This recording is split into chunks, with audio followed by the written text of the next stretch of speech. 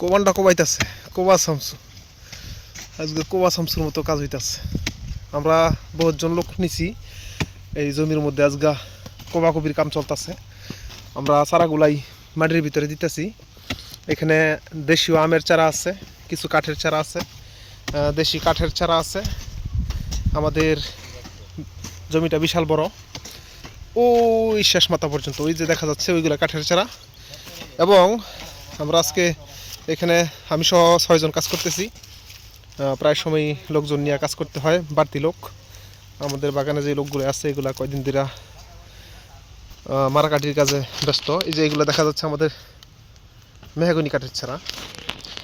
প্রচুর চারা আছে এই জমিতে, অনেক চারা।